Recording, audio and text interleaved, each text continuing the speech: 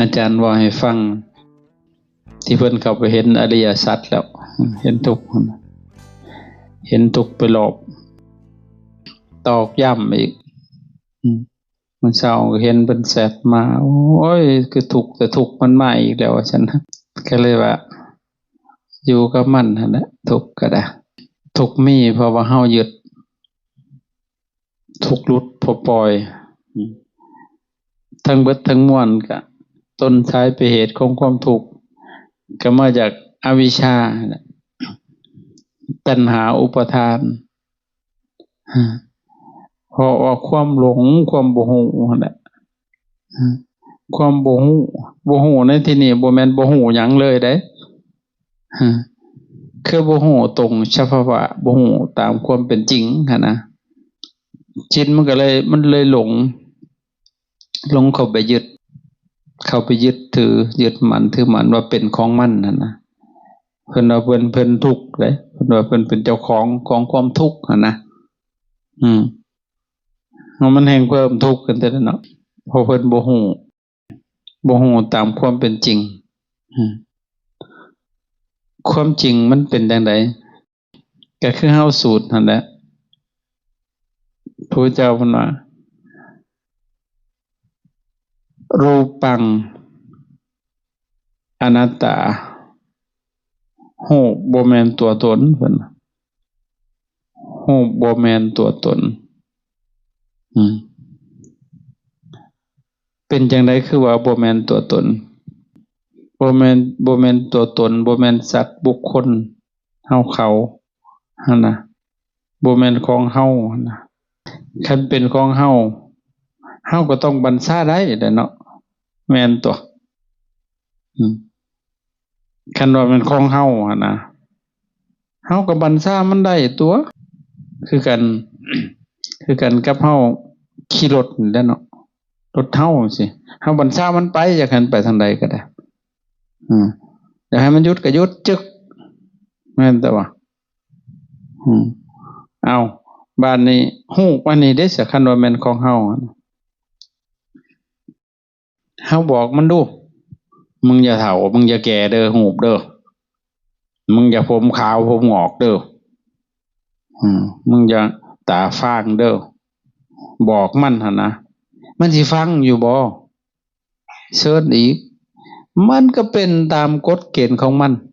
โดยเหตุและปัจจัยของมันบ่ฟังไผอีกเฮาก็บ่ต่างหยังแล้วกับโจรยาคู่กับยาคู่โจรไม่ออกก็ไม่ออกโจรไปปุ้นเอาธาตุทั้งสี่นี่นะมายึดครองว่าของเพิ่นเป็นหมาโจรใหญ่เลยนี่นะจะปุ้นเอาขี้ดินน้ำไฟลมเพิ่นเรียกว่าของเพิ่นเวลามันหิวก็หาแนวมาให้มันกินต่อเขาอยากให้มันอยู่น้ำมันแหละเลี้ยงดูอย่างดีหั่นนะแต่มันก็บ่ได้สิอยู่กับเฮาได้มันก็ไปตามกฎของมันอยู่แล้วหั่นนะเพิ่นอุปมาอุปไมยไอ้โหบน้ำขันธ์ห้านี่นะเห็นน่ะเปรียบเหมือนบุรุษผู้หนึ่งพุ่นน่ะมีเมีย4คนโหคือสิเอาหลายแต่ว่ามีเมีย4คนอยู่นำกันเฮือนหลังเดียวกัน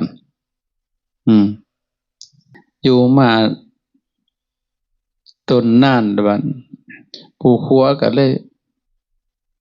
อยากฮู้จิตใจของเมียแต่ละคนน่ะนะเมียทั้ง4ครับว่ามันสิฮักเฮาอยู่บ่คือเฮาฮักมันอยู่บ่หั่นน่ะถามเมียกกเมียเข้าก่อนหมู่ว่าเจ้าฮักข่อยหลายปานใดล่ะหลายส่ำใดเพิ่นห้วยแล้วก็ว่าหลายหั่นแหละเนาะจักหลายส่ำใดแล้วเจ้าเอาเมียฮอด3คนตามมาหั่นน่ะข้อยก็ยังยอมว่าฮักหั่นน่ะเพิ่นเอิ้นว่าเมียหยังก็เมียน้อยบ่จริงๆบ่แม่นเด้อบ่แม่นเมียน้อยดอก ซึ่งเขาเอิ้นว่าอนุภรยาหั่นเด้อนุแปลว่าหยังอนุแปลว่าน้อยภายหลังตามเอาคำว่าเมียน้อยบางเทื่อมันก็เฒ่าก็มีใหญ่อีกเด้แม่นแต่ว่ามันบ่ได้น้อยเสมอไปเด้ตัวบักใหญ่พุ่นคือโอ่งนี่ก็มีเพิ่นเอิ้นว่าอนุแปลว่าภายหลังหรือว่าตามเมียที่ตามมาทีหลังจังถือเด้อส่วนหลายเฮาเอิ้นว่าเมียน้อยบ่แม่นคันพอออกซักจากมีแล้วเอิ้นว่าเมียที่ตามมาทีหลังเอิ้นเมียน้อยเด้อเมียที่ตามมาทีหลังว่าซี่แล้วก็เราฮักเนาะคันข่อยตายนี่เจ้าสิให้นำอยู่บ่เฮ้ยเพิ่นก็ตามเมียเราก็ตอบบ่ได้ให้นำแล้วเราว่าตายมันก็จบกันพอดีแล้วเฮาว่าซั่นเนาะเฮาคือว่าแนวนี้บ่ให้นำเลยว่าซั่นตายก็จบกันพอดีว่าซั่นวิตกรรมบุญเวรแล้วก็ได้ว่าซั่นฮ้วยฮักนั่นแหละว่าคือบ่ให้นำว่าซั่นจะถามเมียที่2อีกบาดถามคือกันนั่นแหละเราก็ตอบว่าฮักเราบ่ฮักก็สิมาเป็นเมียเจ้าเฮ็ดหยังว่าซั่นเด้เจ้าก็เอาเมียตั้งว่า4ทั้งเบิดก็ย้อนฮักหั่นเด้อเพิ่นก็ถามอีกคันข่อยตายเจ้าสิให้นำอยู่บ่พุ่นน่ะถามคือกันนั่นน่ะเมียพุ่นนี่เพิ่นแฮงก็ตอบคักบ่ได้ให้นำแล้วเราก็เอาผัวใหม่แล้วเราฮ้วยแฮงก็คักตัวมันจอบให้กูตายอยู่ตัวนี่ว่าซั่นไปถามเมียที่3บาดนี่ถามคือกันนั่นแหละแล้วก็บ่ฮักแล้วว่าคันบ่ฮักจะสิมาเป็นเมียเจ้าเฮ็ดหยังว่าซั่นฮอดเมียผู้ที่3ยังมีที่4อีกอยู่ตามมาอีกคันข่อยตายเจ้าสิให้นำอยู่บ่เฮ้ยว่าซั่นเมียผู้ที่3นี่ว่าก็ให้แล้วเนาะเราก็คิดฮอดเนาะเช่นได้จ้ะแต่ก็ให้มันก็บ่คืนเด้อเราว่าก็มีแต่สิทรงสการเมียนค่าเพชรบุญนำนี่แหละเราว่าอีนี่ใครแน่เว้ยเพิ่นว่าอีนี่ใครกว่าอี2อีก่อนอย่าไปถามเมียที่4เมียน้อยมันน้อยเด้น้อยกว่าหมู่พุ่นน่ะถามคือกันหั่นแล้วมันก็ว่าฮักคันอายตายน้องสิให้นำบ่เพิ่นว่ามันก็ว่าอย่าว่าแต่สิให้เลยมันว่าสิตายนำโลดมันว่าไปไสก็สิไปนำสิตามไปนำอึ้งเลยบาดนี่อันนี้บ่เพิ่นว่าลูกผู้ฮักเอาไว้หลังลูกผู้สั่งเอาไว้หน้าหาปลาป่อนมามลูกผู้ฮักกระดักกระดอบ่เลี้ยวหน้าดำแด้ผู้ฮักเพิ่นเอาไว้ที่หลังหั่นนะผู้สั่งเพิ่นเอาไว้ทางหน้าเมียที่1เพิ่นเปรียบเหมือนอีหยังพอออกซักพอฮู้อยู่บ่เพิ่นเปรียบเหมือนหยังอันนี้เป็นนิทานประรำประละเป็นเปรียบเทียบอิงธรรมะเมียที่1คันเจ้าตายก็จบกันพอดีแล้วว่านะก็เปรียบเหมือนลูกนามสังขารของเฮานี่แหละห่างกายของเฮานี่นะคันตายเลยเป็นจังได๋จบกันเนาะแม่นบ่ฮักปานใดรูปตัวนี้น่ะสุดฮักมันบ่ฮักมันแห้งมันหนาวก็หาผ้ามาตุ้มมันร้อนก็อาบน้ำให้มันเหม็นก็หาแนวหอมมาใส่มันหิวก็หามาให้มันกินมันเจ็บไข้ได้ป่วยก็ดูแลมันรักษามันฮักเจ้าอยู่บ่บัดนี้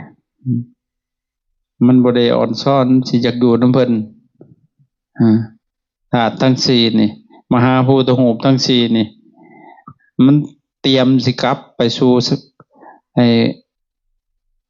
ความเป็นสภาพเดิมของมันนะมันบ่ได้อยู่นำเฮาเด้มีแต่กัดเฮาตลอดเลยบัดนี้เฮาสิดีบ่ได้กระทางมันก็สิเตรียมกลับอยู่กลับไปสู่ความเป็นสภาพเดิมของมันนั่นแหละคันตายแล้วก็จบกันพอดีสิเอาบ่พระเฮาสมมุตินางงามตายสิเอาบ่ฮะหลวงพี่นางงามหั่นนะนางงามจักรวาลตายสิเอาอยู่บ่เขาสิมาเกณฑ์ให้บ่ได้เอาหัวมันเด้อเนาะเห็นบ่ถ้ามันเป็นนี่ว่าญาณเพิ่นเอาอยู่แล้วเนาะเห็นบ่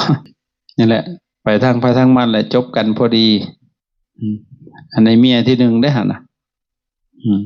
เมียที่สองบาดคันนายตายก็น้องก็สิเอาผัวใหม่มันว่าอันนี้เปรียบเหมือนทรัพย์สินสมบัติของเฮาเด้ทรัพย์สมบัติเฮือนซ่านล้านแปลงรถทางยานพาหนะเงินทองเข้าของลองเฮาตายเบิ่งแน่ฮะมันก็เปลี่ยนเจ้าของเลยแม่นบ่ได้แม่นของเฮาได้บัดนี้ตายแล้วนะก็เป็นของผู้ใหม่คันมันพอก็เป็นของลูกของเมียไปจังซั่นแหละบาดนี่มันเปลี่ยนเจ้าของนั่นแล้วมันสิแต่งงานใหม่มันสิไปอยู่นำเจ้าใหม่มันบ่ไปนำเฮาจอดเป็นหยังมันจึงบ่ไปนำเฮาเพราะว่ามันเป็นทรัพย์ภายนอกเฮาต้องสลาดต้องแปลสภาพทรัพย์ภายนอกให้มันเป็นภายในทรัพย์ภายในก็มีเด้เพิ่นเอิ้นว่าอริยทรัพย์ทรัพย์ภายในหั่นน่ะนี่ที่เฮามาทำอยู่นี่มาทำทรัพย์ภายในให้มันเกิดขึ้นได้เนี่ยเพราะทรัพย์ภายในนี่มันสิติดตามเฮาไปตลอดกาลเลยตราบใดที่เฮายังท่องเที่ยวเวียนว่ายตายเกิดในมหานภพสงสารมันสิตามเฮาไปตลอดทรัพย์ภายในหั่นนะเพราะนั้นอริยทรัพย์ทรัพย์อันประเสริฐมันมี7อย่างพุชื่อไว้เด้อจังสิได้เฮ็ดถูกอันนี้ทรัพย์ตัวนี้มันสิตามเฮาไปเงินทองน่ะเฮาหามาไว้น่ะเฮายังบ่ทันได้ใช้จ้างก็บ่แม่นของเฮา เอาไว้ในธนาคารนั้นบ่แม่นของเฮาดอกอันนั้นน่ะมันก็เตรียมสิเปลี่ยนเจ้าอยู่แล้วนะแต่ตัวใดได้ใช้แล้วนะตัวนั้นเป็นของเฮาเข้าใจบ่เฮาได้ไปให้ทานนี่ก็เป็นของเฮานะเพราะฉะนั้นทรัพย์ภายในมันมีอยู่7อย่างเพิ่นเอิ้นอริยทรัพย์ทรัพย์คือศรัทธายังศรัทธาให้เกิดนี่คือเป็นทรัพย์อันประเสริฐเลยไฟก็บ่ไหม้โจรก็ปุ้นเอาไปบ่ได้คนสิมาลักเล็กขโมยน้อยเอาทรัพย์ภายในของเฮานี่บ่ได้เอาศรัทธานี่สิมาปุ้นเอาศรัทธากันได้ซะบ่ที่นี่ศรัทธาคือหยังศรัทธาคือความเชื่อความเหลื่อมใสเชื่อจังได๋ล่ะตถาคตโพธิสัทธาเชื่อในปัญญาตรัสรู้ของพระผู้มีพระภาคเจ้านะมีจริงเชื่อมรรคผลนิพพานนะมีจริงเชื่อกรรมคือหยังกรรมคือการกระทำด้วยเจตนาทางกายเพิ่นเอิ้นว่ากายกรรมมี3อย่างจำไว้นะกรรมหันบ่แม่นมันมาแต่สิใดผู้ใดทำให้ผู้อื่นทำให้บ่แม่นได้เฮาเป็นผู้ทำเองกรรมหั่นนะเพราะว่ากรรมคือการกระทำโดยจิตเจตนาเจตนาหังภิกขเวกัมมังวทามิเจตนาหั่นแหละคือกรรมเจตนาคือกรรมถ้าหากว่ากระทำออกมาทางกายนี่มี3อย่าง1ฆ่าสัตว์2ลักทรัพย์3ประพฤติผิดทางกามอันนี้เป็นกายกรรม3คันกระทำทางวาจาเพิ่นเอิ้นว่าวจีกรรมมี4อย่าง 1เว้าขี้ตัว2เว้าส่อเสียด3เว้าคำหยาบ4เว้าเพ้อเจ้ออันนี้เป็นวจีกรรมมันก็สิตามเฮาไปซึ่งทางใจอีกมี3มโนกรรม3ทางใจหั่นน่ะ1โลภคิดโลภอยากได้ของเขา2คิดพยาบาทอาฆาตต่อคนอื่น3คิดริษยาต่อผู้อื่นอันนี้เป็นมโนกรรมถ้าเจ้าทำกายกรรมเนาะอย่างเช่นเจ้าไปฆ่าสัตว์เจ้าก็ได้รับวิบากอยู่แล้ววิบากคือผลของมันนะเจ้าก็สิถือเข้าขาเจ้าหั่นแหละขาคนก็แห้งในบาดเนี่ยคนก็ขาเฮาลูกเจ้าของอยู่ในท้องบ่แห้งคักบาดนี้ก็บาปคักบาดเนี่ยเห็นบ่ลางคนตายมาแต่ในท้องพุเพิ่นอาจสิเคยขาเขาได้เพิ่นพูดอยู่ในท้องนั่นก็ได้เขาก็แทงหัวเพิ่นออกมาเลยนี่ก็เป็นกรรมมาพันธุต่อกันเลยบาดนี่ทั้งแม่ทั้งลูกเลยบาดนี่มันก็โอ้ยเห็นเพิ่นสิเอายามากินมันก็ให้แล้วอยู่ในท้องอีแม่เอ้ยเจ้าจะฆ่าข่อยถอนบ่ได้ยังท่านจัดการเลยห่านแต่ก่อนนั้นมันก็สิขาเฮาคือกันนั่นแหละมันก็เวียนกันนั่นแหละแต่ว่ามันก็สิอ้อนวอนเฮาก็บ่ฮู้เรื่องเลยเฮาก็สิถูกฆ่าถ้าว่าเฮาไปลักทรัพย์คนอื่น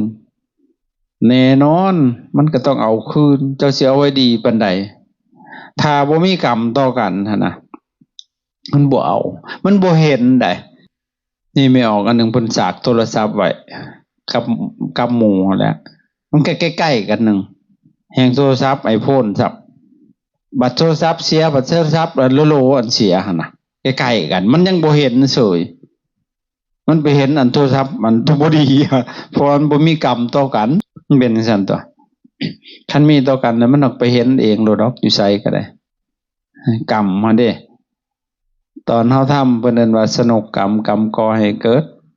ดังจากหันอุปถัมภกกรรมกรรมตามอุปถัมภ์เลยบาดนี่ทำดีกับกรรมดีไปอุปถัมภ์ทำบ่ดีกับกรรมบ่ดีไปอุปถัมภ์เฮาบาดเห็นบ่มันสิพอใจลังเทื่อนี่เฮาเคยขี้ตัวเขาหั่นนะอันนี้ทางพระอาจารย์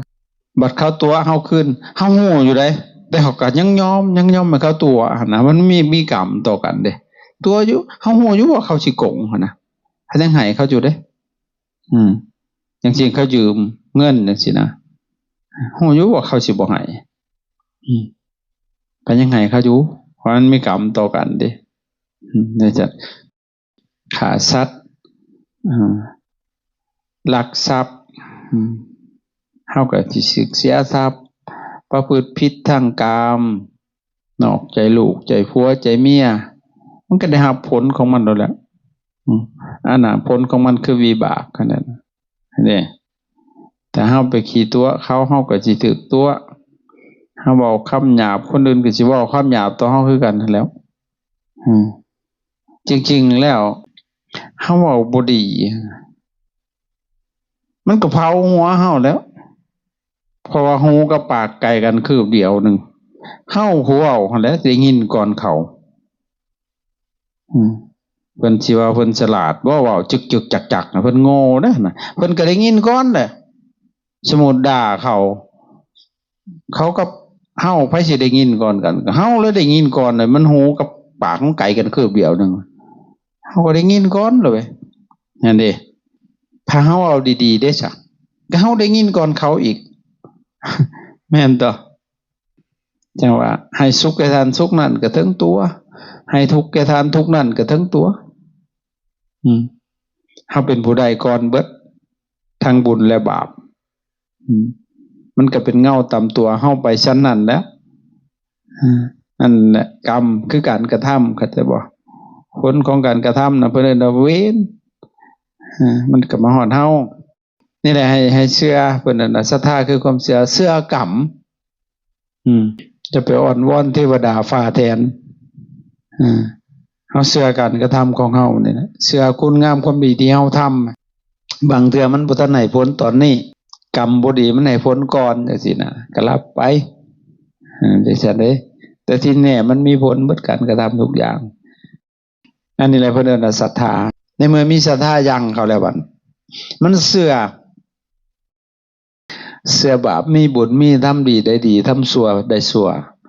ตนเองทำตนเองเป็นผู้ได้รับผลของการกระทำนั้นในเมื่อมันเชื่อจังสิมันสิเฮ็ดบาปบ่นั่นแหละจังว่ามันเป็นทรัพย์นะศรัทธาเป็นทรัพย์อันประเสริฐนี่แหละคือเฮามีศรัทธาในการบวชเนี่ยนะจ้างให้ซิกกับบ่ซิกของมันมีศรัทธาแต่มันมีความเชื่อเด้นั่น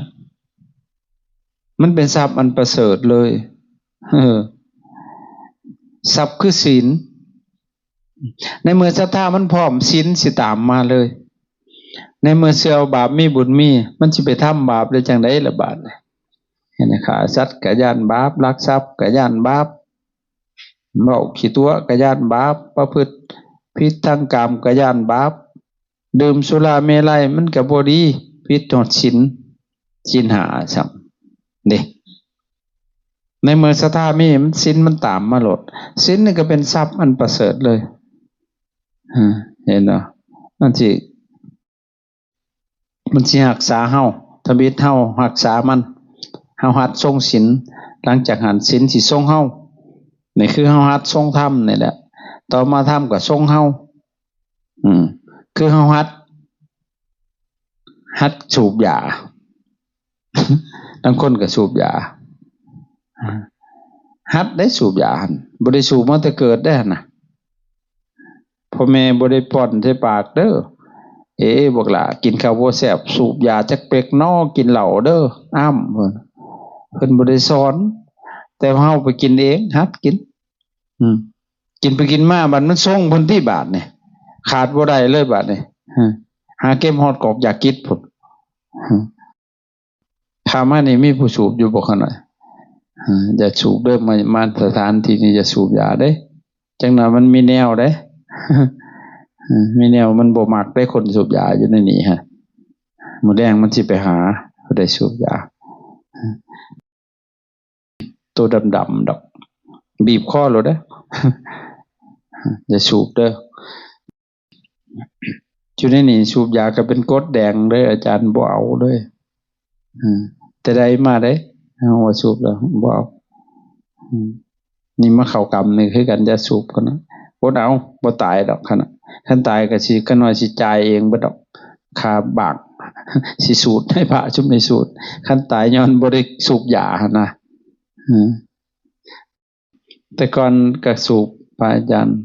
แต่เข้าเป็นคนพุ่นสูบยากินเหล้าจนได้ขี้ล้อมาพุ่นข่อยน่ะเทื่อเดียวหั่นแล้วเคยเล่าสู่ฟังอยู่เนาะเป็นผู้บ่าวซ้ำน้อยไปหาฝาดเขากินไก่กินหยังแล้วแต่แล้วเขาขายกินหมู่ได้หมู่เป็น20พุ่นไปนำกันเฮาบัดผู้บ่าวซ้ำน้อยเขาบัดผู้บ่าวซ้ำใหญ่โอ้ยเดือน11 12ลำเลาะทงไปฮอดล้านพ่อใหญ่น่ะก็ฟาดนำเข้าไปแล้วน้าผัดบ่มีได้เหล้าป้องนึงได้กินไก่ตัวนึงบ่คู่กันซำดอกต้มใส่ซามันเอ้ยบาดเนี่ยกินกับเหล้าเมาที่ดอก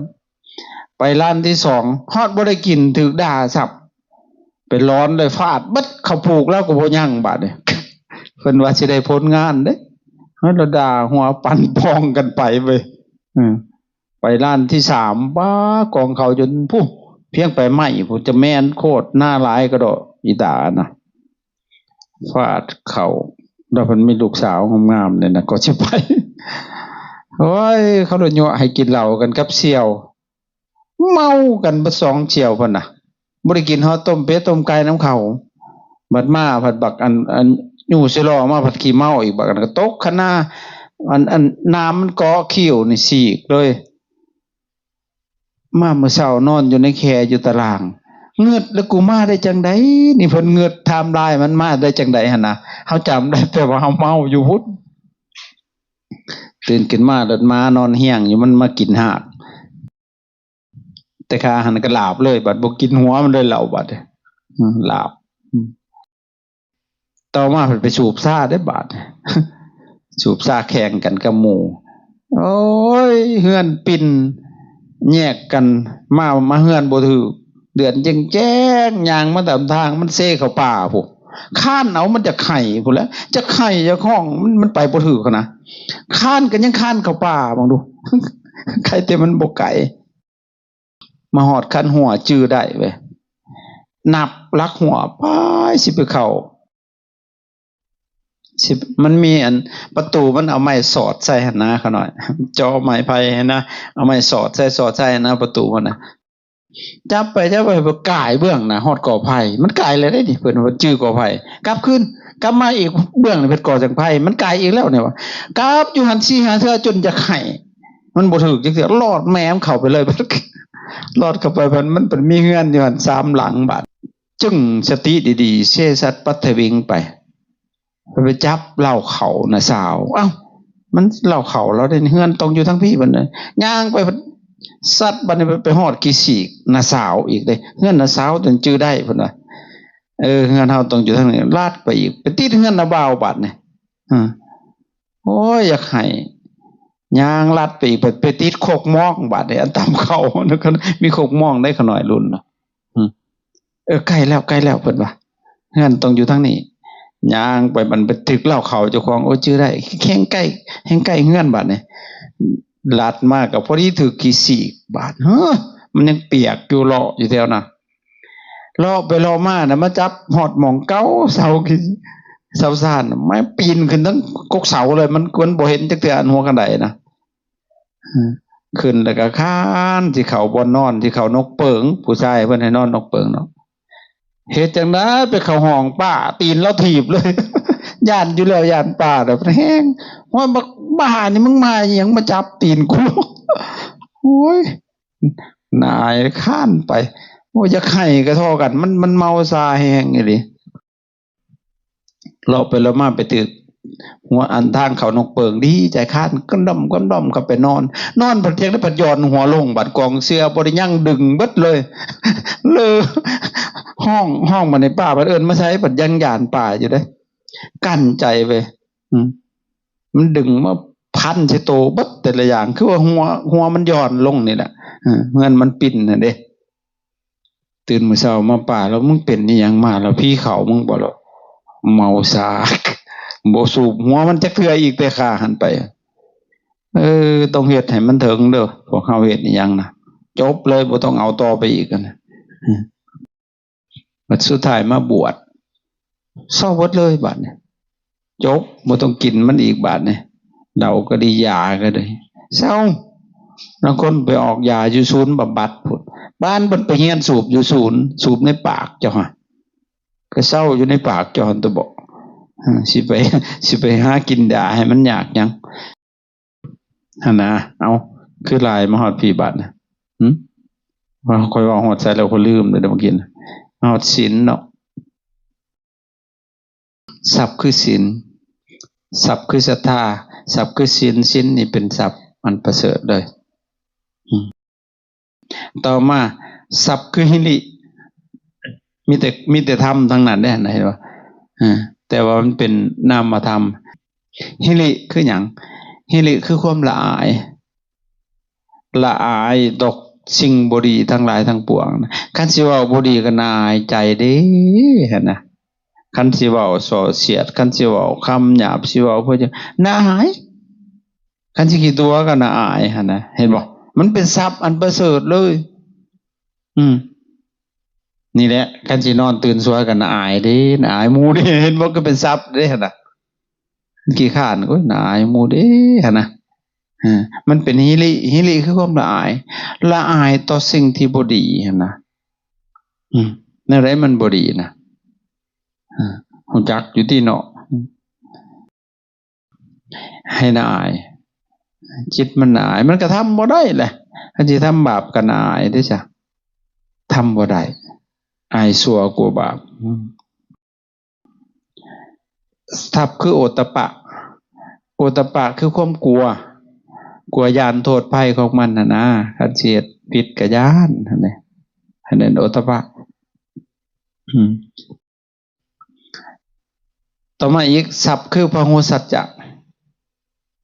พหุสัจจะนั่นได้เฮียนทำมาหลายได้สดับมาฟังใส่ใจอยู่เรื่องเรื่อยพหุแปลว่าหลายพหุสัจจะได้สดับมาฟังหลายฟังหลายๆฟังมาไต่ตองเอาหั่นนะเฮาได้สดับมาฟังธรรมนี่แหละฟังแต่ละเรื่องเล่านั้นก็เป็นประโยชน์เบิดนั่นแหละถ้าเฮาเอามาใส่ในเป็นประโยชน์นะได้สดับมาฟังมาหลายเป็นศัพท์อันประเสริฐเฮียนหูหั่นนะเพิ่นสิว่าพระหูสัจจะนั่นได้เฮียนทำมาหลายได้สดับมาฟังใส่ใจอยู่เรื่อยๆเห็นบ่เป็นศัพท์อันประเสริฐบัดเฮาสิมาเฮ็ดหยังก็เป็นได้ปานเพราะเฮาได้ฟังมาแล้วเด้ได้ยินได้ฟังมาแล้วข้อมูลมันมีอันใดเป็นศัพท์อันประเสริฐศัพท์คือจาคะนี่ก็เป็นศัพท์อันประเสริฐคือการเสียสละการให้ทานบางคนทานแล้วยังบ่ได้จาคะก็มีทานพอจักได้หลายกว่าเก่าอันนั้นจาคุบตัวนั้นบ่แม่นจาคะทานก็แปลว่าให้บางคนทานอยากได้หลายกว่าเก่าอธิษฐานเอาอีกอันนั้นบ่แม่นจาคะดอกจาคุบแม้แต่ความโกรธความดักข่ายความริษยาว่าให้ผู้นั้นผู้นี้จาคะอันเบิดนะให้อภัยเขาซะเห็นบ่เพิ่นจาคะสลัดออกจากคิดจากใจศัพท์คือปัญญาในที่นี้บ่แม่นว่าเรียนจบด็อกเตอร์ได้ปัญญาฮู้หอบฮู้ในกองสังขารเพื่อสิออกจากทุกข์ปัญญาตัวพี่ชุดยอดปัญญาเนี่ยเพราะมันปัญญาอันทางโลกแห่งกระเพิ่มทุกข์เรียนจบด็อกเตอร์มันก็ทุกข์แบบด็อกเตอร์นั่นแหละหมายถึงปัญญาหอบฮู้ในกองสังขารพี่ธาตุสี่ขันธ์ห้าพี่ว่ามันบ่แม่นตัวตนบุคคลถือว่าเป็นของเฮาตัวเฮาโหบ่แม่นตัวตนเวทนาก็บ่แม่นตัวตนสัญญาก็บ่แม่นตัวตนสังขารบ่แม่นตัวตนวิญญาณบ่แม่นตัวตนโหก็บ่เที่ยงเกิดขึ้นตั้งอยู่ดับไปเวทนาก็บ่เที่ยงเสวยอารมณ์ชั่วคราวเดี๋ยวก็ดับไปทุกข์ก็คราวเดียวเดี๋ยวก็ดับไปสุขเดี๋ยวก็ดับไป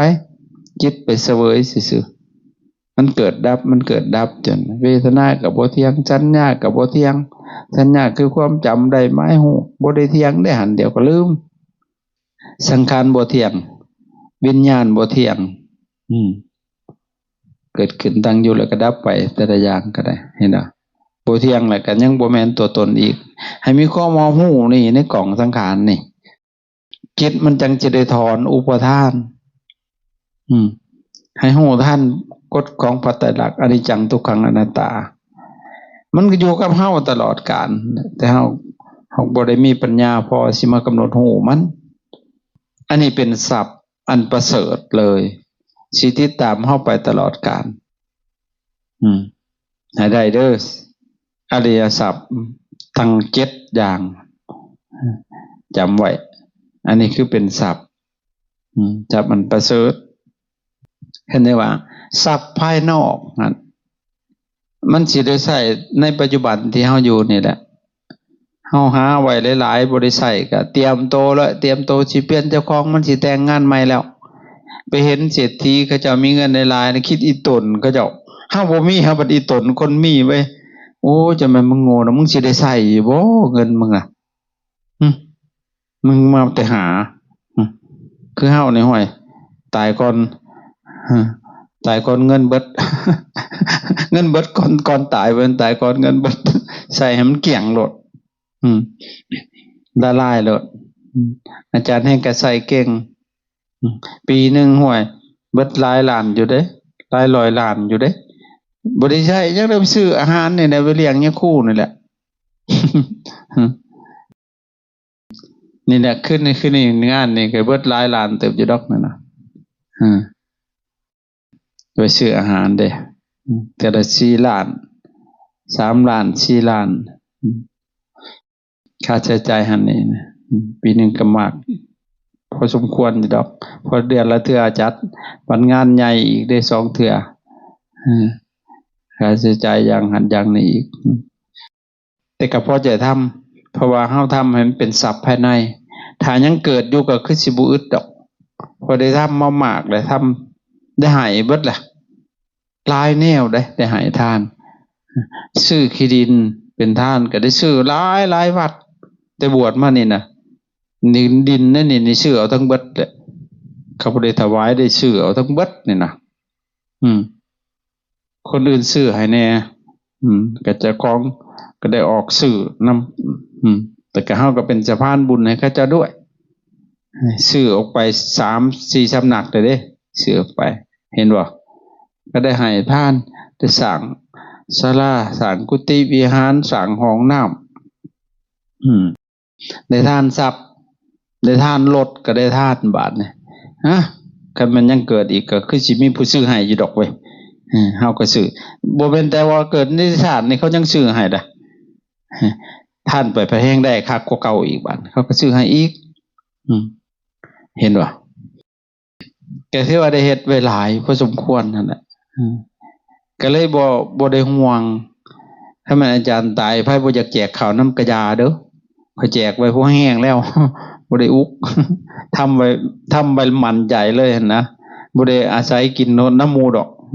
แจกข้าวเองเลยแจกข้าวก่อนแต่บ่ทันตายสิเดี๋ยว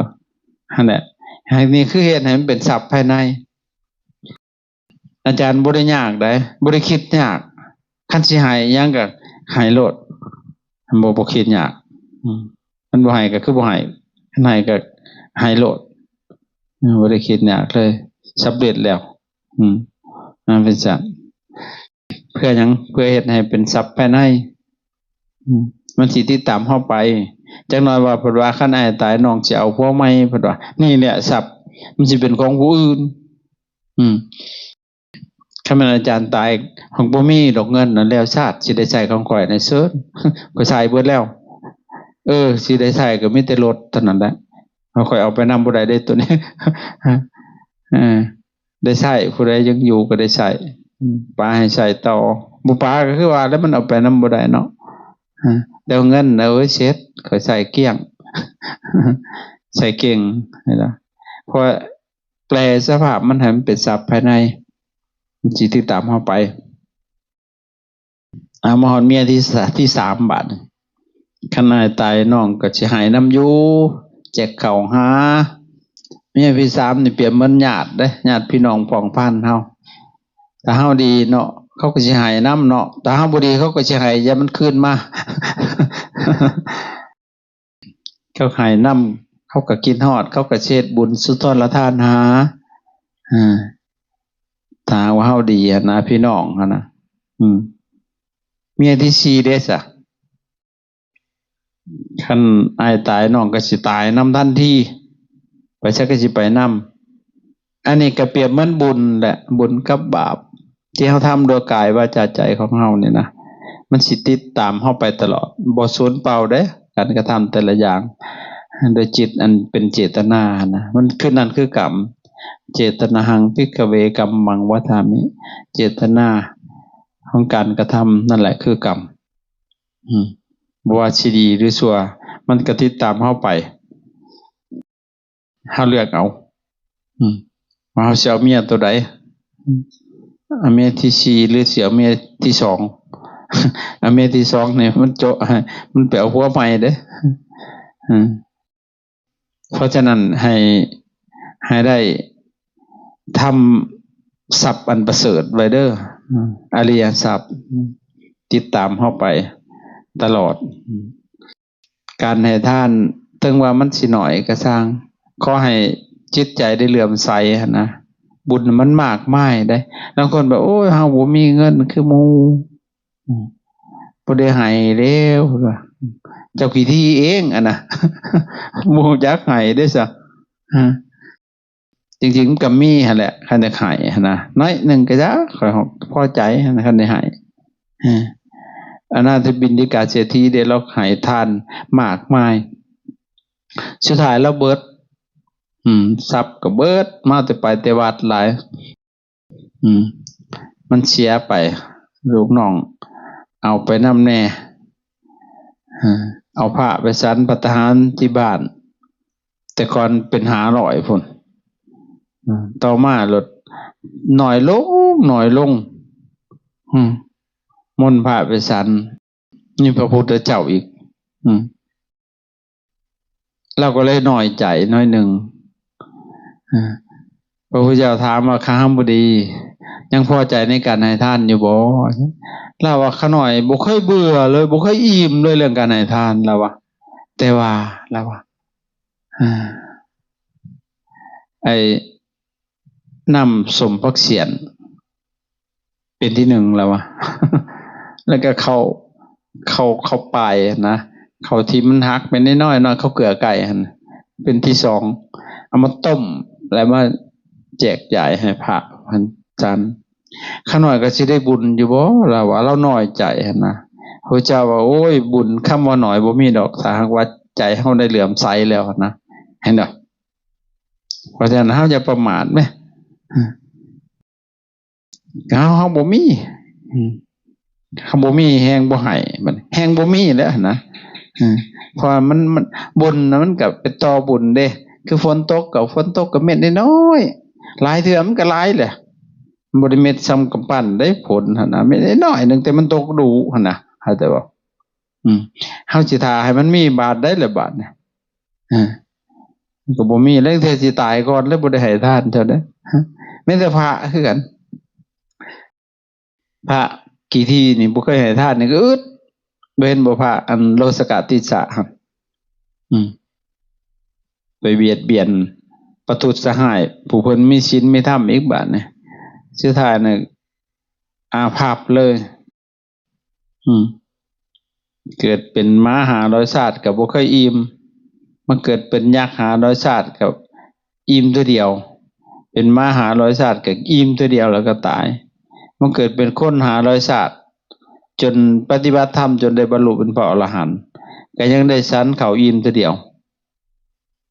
นอกหันบ่เคยหูคำว่าอิ่มเลยเกิดแต่เป็นลูกคนขอทานเพราะหยังเพราะขี้ที่เพราะบ่เคยให้เด้เป็นท่านแต่เฮาบ่เคยให้แล้วเฮาก็บ่ได้เด้ถ้าเคยให้แล้วบ่อึดเด้บ่อึดมีแต่บ่เอาให้เพราะเฮาเคยให้ไว้ได้ซะคันสิว่าแต่ข้าวเป็นคนผู้อาจารย์ก็เคยให้ได้แต่เฮาบ่ฮู้บุญดอกแต่เฮาเคยให้เคยซอยคนเสี่ยงชีวิตผู้ก็มีไปซอยเขาหั่นน่ะแต่เฮาบ่ฮู้บุญดอกเฮาอีตนเขาหั่นเด้เห็นบ่บัดมาบวชบัดมาคิดเห็นเนาะน้อยๆเน็กๆก็ยังมีเสยบุญน่ะยังฮอดเสยหั่นน่ะอันเคยเอาโยพอขี่รถมอเตอร์ไซค์น่ะมอเตอร์ไซค์สิ่งเกือบเราตกตายนี่แถวๆบ้านนาโมงสีสว่างตอนอาจารย์เพิ่นเป็นวัยรุ่นผมยาวเด้ขับมอเตอร์ไซค์สิ่งเสียงรถเพิ่นก็ตายแน่ๆๆๆเลยคันล้มนี่ตายเลยแล้วยังพอปัดยางลังคดกองจองอยู่เท่าๆแหละสูบเศร้าเป่าลมอยู่โอ้ยเห็นยังพอย่างก็ขี้ตนไปจอดจึกสิไปใช้ยังพอผมถามแบบนักเลงหรือก็นักเลงอยู่เลยกูสิไปนี่นะเว้าคือใจสิขาดไปเฮาก็สิไปคือกันแหละไปบุญบ้านน้ำมงนี่ว่ะโอ้ยังพอก็ดีใจตัวได้กล้วยขึ้นมอเตอร์ไซค์เฮากอดแอวเขาตาส้นเขาก็บิดละแง่งไปแน่ๆๆๆยังพอตบหลังตบจอดแล้วว่ะ หอยเป็นยังปวดขี้แล้วว่าก็เลยว่าอย่าพาว่าวแล้ววะกูลงก่อนมึงแลนหันผดกูจนบริหันใจแล้วโหคำมันขบจอดนี่ตายค่ารถเลยจ้ะพอเราหยาดเนาะวะเหงื่อเราจนออกไข้ข้าวแล้วพุ่นแล้วเรากำเฮาจังสิก็เลยแบบไปเฮาบ่แล่นไว้ดอกเนี่ยพอเฮาสิคอยปอกไปพอกูบ่เชื่อมึงดอกมึงไปโลดกูสิคอยย่างไปแล้ววะนี่ยั่วนั่นก็บ่ขี่บันยันตกตายไปเฉยแล้วเฮาก็หาดินบุญบัดมาบวชเพราะว่าได้เฮาโลดบัดเขาซื้อให้มึงดูอานิสงส์มอเตอร์ไซค์ห่างได้หั่นน่ะโอ้คันแม่นทานจบเจือกูหันคันยังพอขี่ไปไกลกูหันสิได้หลายกูหันอยู่ขี่ประมาณลักเดียวนึงเด้แต่ที่แน่ใจเฮามันบริสุทธิ์อ่ะมันอยากซอยเล่าหั่นอีตนหั่นเด้หาแต่ว่าเฮาบ่ฮู้บุญดอกตะกี้หั่นมักซอยคนเด้มันก็เลยมีอานิสงส์เจตนาหังภิกขเวกัมมังวทามิเจตนาคือกรรมที่แน่มันเป็นเจตนาดีหั่นเด้ครับมันก็เป็นกรรมดีมันมาบวชโหยได้รถบักหลายคันอานิสงส์มอเตอร์ไซค์ห่างตัวน่ะก็นั่งได้ถวายรถให้คนอื่นเด้เห็นบ่มันก็เลยได้ต่อกันบัดพอถวายปุ๊บเขาก็ซื้อให้อาจารย์ปั๊บอีกเอ้าแฮงได้ย้อนว่าให้เคยให้ไว้มันจังมีกันหน่อยคันเฮาบ่เคยให้ก็ยากแล้วนะนี่แหละคือพวกท่านมาหลายๆนี่นะอาจารย์คือเลี้ยงไว้ซะเฮ็ดอยู่เบิดปีหั่นนะงานหนึ่งตั้งแต่ก็เบิด30 ล้าน20 ล้าน10 ไปล้านก็อยู่น้ำกันนี่แหละอาจารย์ก็อยู่น้ำจังสิละก็บ่ได้สิได้ไปหาสิได้มันหอกมีมันธัมโมกุโลกปัตตนะตถาธาริธารีเป็นธรรมทรงไว้ซึ่งผู้ทรงธรรมจากการตกไปสู่โลกที่ชั่วธรรมมันทรงเฮาอยู่มันบ่ตายดอกคันประพฤติธรรมนะคันนอนจะละงองอยู่ตายแท้ขี้ขานโตเป็นคนน่ะตายแท้ขนาดนั้นคันเจริญภาวนาอยู่ในเฮ็ดให้จิตใจมันสะอาดมันผ่องใสระงับในวรธรรมลงบื้อดอกมันเดือดร้อนหัวเทวดาพุ่นแหละมันออกมามันซั่นได้เอาซับนี่แหละ